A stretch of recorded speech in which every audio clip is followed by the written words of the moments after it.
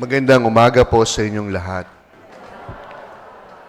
Sa unang Sabado ng taon, unang Sabado ng buwan, sa huling pagkakataon, muli nating napakinggan ang karakter ni Juan Bautista. Si Juan ang siyang ating naging gabay upang ipakilala ang Diyos. Sa mga nakalipas na araw sa Ebanghelyo, natunghayan natin ang pinakasukdulan ng kanyang pagpapakilala, na kung saan tinawag niya si Jesus bilang Kordero ng Diyos. At ngayon, sa huling pagkakataon, ginamit niya ang pagkakataong ito hindi lamang upang ipakilala si Jesus, kundi ginamit niya ang pagkakataong ito upang mas makilala ang kanyang sarili. Ang konteksto po ng ating Ebanghelyo, kung inyo pong babasahin ang buong chapter, makikita po natin na unti-unti nang nakikilala ng maraming tao si Juan. Marami na rin tao ang sumusunod at naniniwala sa kanya. Kaya may pagkakataon na tinatanong siya, sino ka ba talaga? Sino ka? I think the human in us, there is always a great temptation to uplift ourselves whenever it is possible. That is very human. Kaya hindi natin masisisi si San Juan kung sabihin niya sa kanyang mga tagasunod, kung sabihin niya sa kanyang mga tagapakinig, huwag kayong maingay ha, ako talaga ang Mesiyas. Ako yung hinihintay ninyo. Ako ang siyang ipinangako ng Diyos na siyang maghahango sa inyo sa kadustaan. Pero hindi.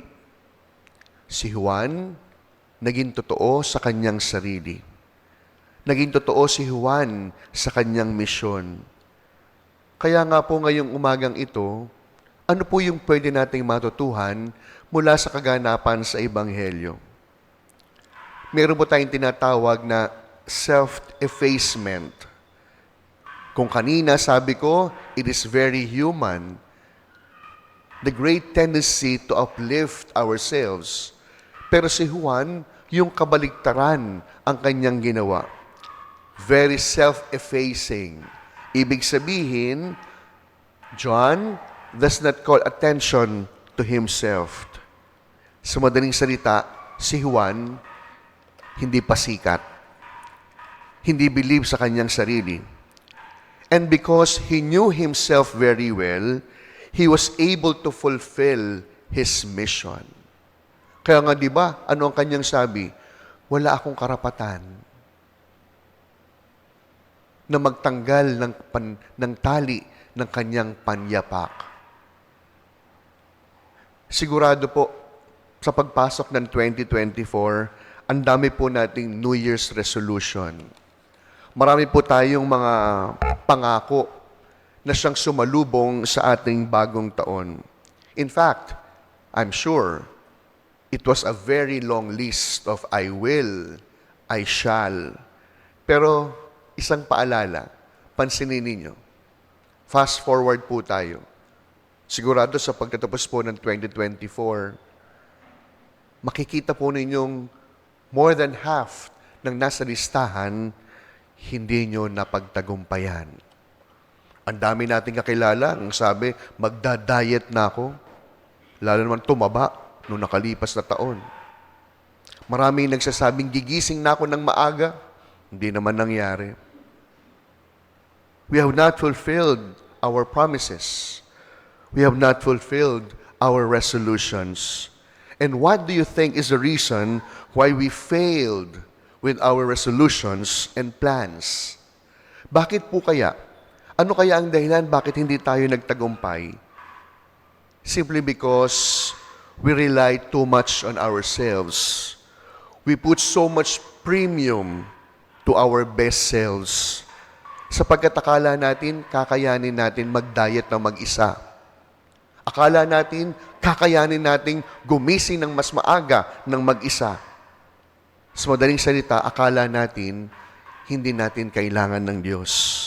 Ang tingin natin, okay lang, na hindi natin gagamitin ang biyaya ng Diyos sa bawat plano at naisin natin. Kaya alam ninyo, napakaganda. Sa unang linggo pa lamang ng ating bagong taon, si Juan Bautista nagtuturo na. Tinuturo niya paano magtagumpay sa ating misyon, simple lang, kilalanin ang sarili.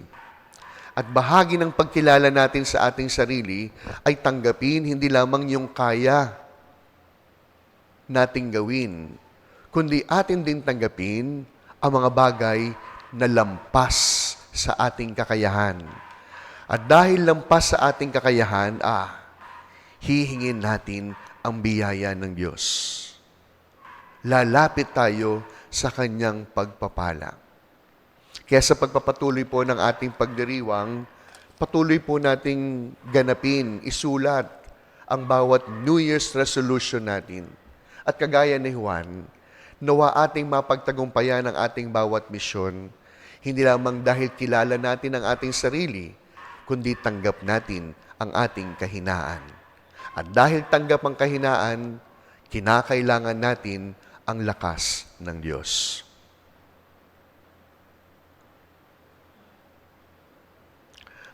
Amen.